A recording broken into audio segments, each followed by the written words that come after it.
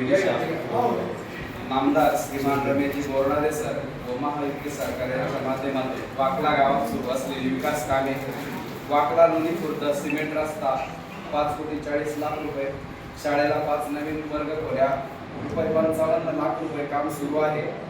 जिल्हा परिषद प्राथमिक शाळा वाकला भारतरत्न डॉक्टर बाबासाहेब आंबेडकर आदर्श शाळा योजनेत निवड, शाळेला सुमारे 2.25 कोटी रुपयांचा निधी मंजूर।